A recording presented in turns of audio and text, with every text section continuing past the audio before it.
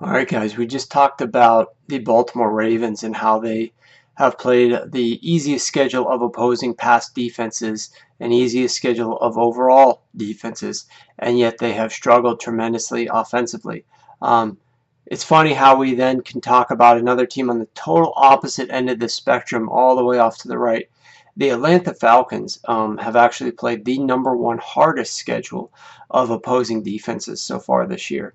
In particular, against the pass, they have played the hardest by far schedule of opposing pass defenses so far this year. Yet they have put up some ridiculous numbers. And if we scroll up here, we can really see the schedule and the caliber of opposition that they've been facing here. Look at all these teams ranked inside the top 10 in pass defensive efficiency right here. And we're talking about the Broncos, the Seahawks, the Chargers, the Bucks, the Eagles, and the Cardinals. All these teams inside the top 10.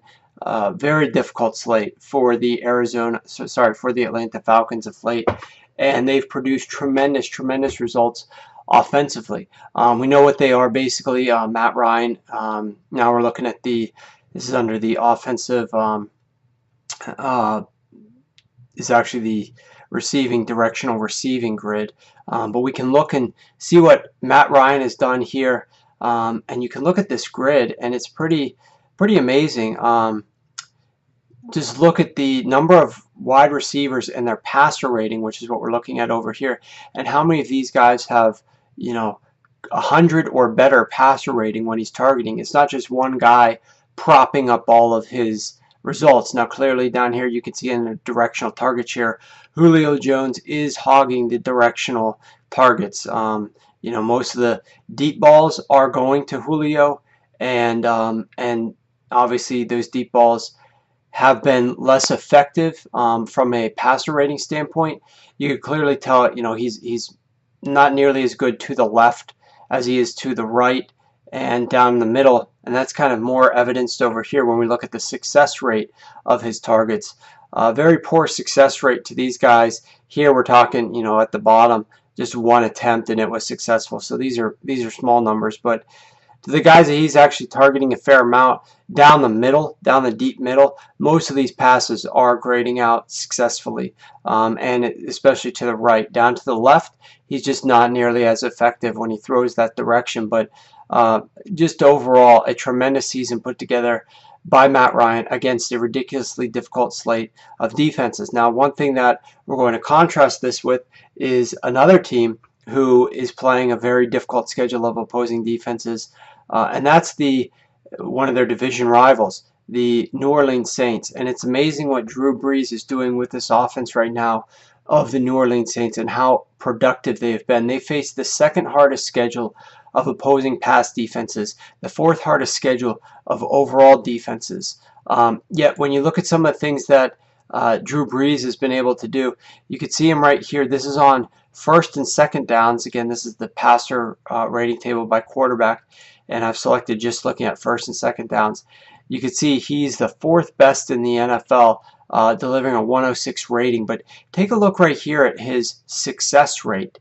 His success rate is ridiculously strong. It is the best in the NFL on first and second downs. He's completing 73% of his passes, 8 yards per pass attempt, and a 62% successful play rate. That's outstanding. That's helping keep them on schedule, on down and distance, and it's really benefiting the rest of the offense. The run game's coming along, and of course, with both Atlanta and New Orleans, we've got the same issues. Their defenses just aren't quite as good.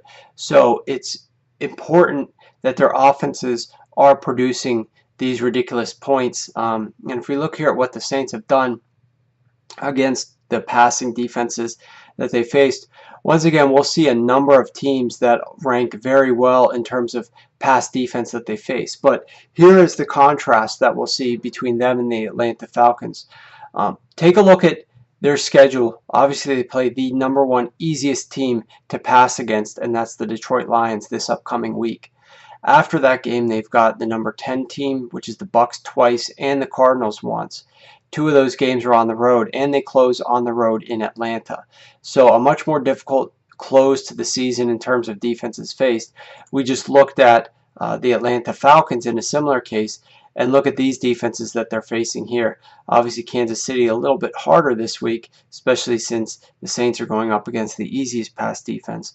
But after that point onward, nobody that ranks, above 15, and several teams that rank in the bottom third of the NFL in pass defense. And you can actually come down here to the strength of schedule, and we'll look at the future schedule only, and you can see exactly where these teams rank. The Atlanta Falcons are right here at 10th in terms of their pass defensive efficiency. That means the 10th easiest schedule, whereas the Saints are here at 20th. But if we take out this upcoming game that they're going to play, which is Week 13, and rerun it, and this stuff goes really quickly, you could see that the Falcons are up here at number 5. They've got the 5th easiest schedule after they have to get by the Chiefs this week, whereas the Saints have the 3rd hardest schedule once they get to face the easy Detroit Lions pass defense this week. So in one case, we were talking about a team like the Baltimore Ravens we just discussed, who go back to select all, who faced the easiest schedule of opposing pass defenses, but their offense is doing terrible. And in another case, we talk about the strength of these two teams against some very, very good pass defenses. That really minimizes how or undervalues how important and strong their passing offense has been, how great these two quarterbacks are playing, kind of resurgent seasons for both of them this year. Will it be enough to get the Falcons far enough along to overcome their defensive drawbacks and difficulties? Well, we will have to see. It's going to depend on the matchup that they go up against. Will they go up against a team with a very strong offense, or a slow-tempoed offense who can really control the clock and really force Matt Ryan into less time of possession? We'll have to see how that goes. Do the Atlanta Falcons try to maintain their same efficiency and effectiveness, but slow their game down a little bit to try to give their defense more of a breather, especially as we go into the postseason?